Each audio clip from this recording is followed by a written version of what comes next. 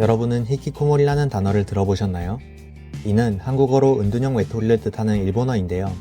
히키코모리는 회피성 성격 장애와 유사한 증상을 보이며 사회와의 접촉을 극단적으로 기피하는 행위 또는 그런 사람을 지칭하는 일본의 신조어입니다. 히키코모리는 증상에 따라 다르지만 심할 경우 피해망상을 넘어 조현병까지 이어질 수 있는 고통스러운 질병인데요. 이번 영상의 주제는 일본의 사회 문제인 히키코모리입니다. 현재 일본 정부는 사회활동을 하지 않고 집에만 틀어박혀 있는 상태가 6개월 이상인 경우를 히키코모리라고 정의하는데요. 현재 일본은 인구 중 140만 명 이상이 히키코모리 증상을 겪고 있는 심각한 상황입니다. 심지어 이 중에는 40대에서 60대의 중년층 또한 60만 명 이상이 포함되어 있는데요. 중년층 히키코모리가 늘어나면서 일본에서는 50대 히키코모리가 80대 부모에게 경제적으로 의존하는 일명 8050 문제가 심화되고 있습니다. 나이를 불문하고 증가하는 히키코모리로 인해 일본 정부는 골머리를 앓고 있는데요. 그렇다면 일본은 왜 히키코모리 문제가 심각할까요? 일본에 처음 히키코모리 문제가 등장한 시기는 1980년대에서 1990년대입니다. 이 시기부터 일본은 학벌을 굉장히 중요하게 여기는 나라였는데요. 비교적 입시 경쟁이 치열하지 않았던 한국의 1900년대 후반과 달리 일본은 이 시기부터 입시 경쟁이 심화되었습니다. 입시 경쟁은 학업 스트레스와 집단 괴롭힘으로 이어졌고 이는 학생들의 학교 생활에 직접적인 영향을 끼치기 시작하였는데요.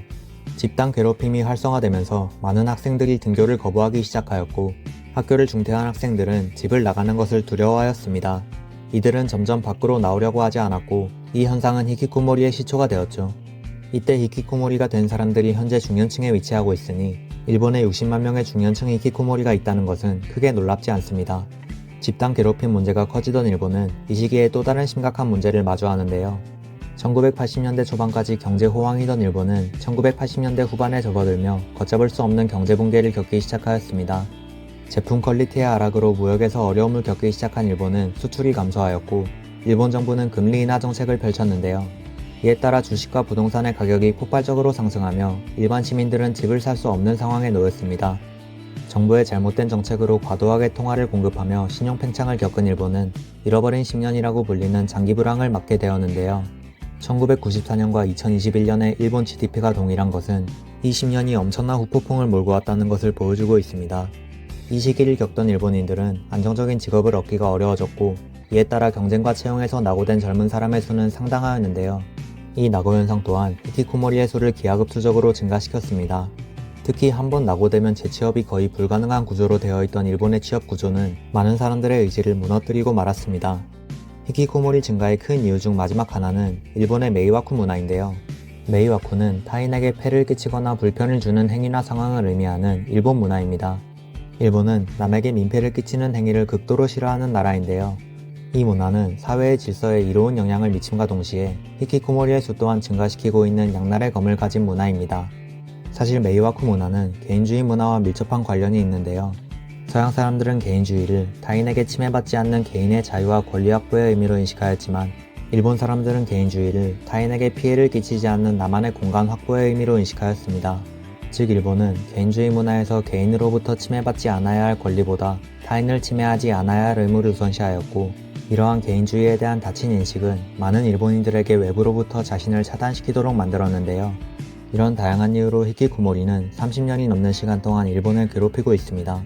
그렇다면 일본 정부는 지금까지 어떤 해결 방안을 제시하였을까요?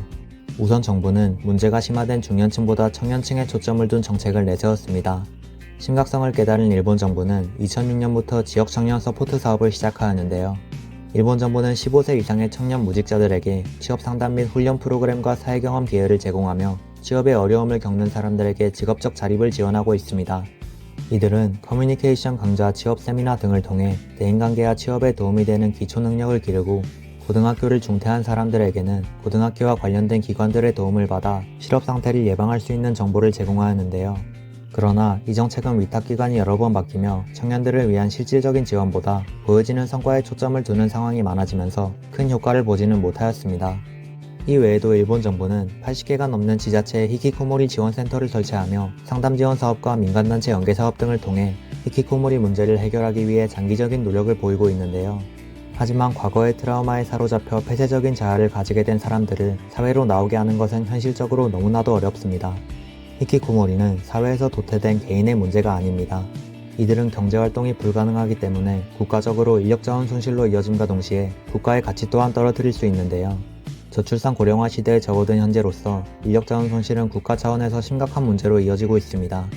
이뿐만 아니라 히키코모리는 정신적인 질환을 동반해 자신의 목숨을 끊거나 타인을 해치는 범죄로까지 이어지고 있는데요. 실제로 일본에서는 2019년 히키코모리 증상이 있던 40대 남성이 본인에게 일을 권유하는 70대 어머니를 살해한 뒤 집을 나와 퇴근하던 40대 여성에게 중상을 입힌 다음 본인의 목숨을 끊는 사건이 발생하였습니다. 또한 이 사건이 발생한 지 얼마 지나지 않아 가족들에게 폭력을 일삼는 히키코모리 아들을 둔 아버지가 아들을 살해하는 사건이 발생하였는데요. 초등학교에서 시끄러운 소리가 난다, 다 죽이고 싶다라고 말하는 아들을 본 아버지는 평소 가족들에게도 폭력을 일삼는 아들이 초등학생들에게도 피해를 끼칠 것으로 생각하였고 결국 아들을 살해한 뒤 자수를 택하였습니다.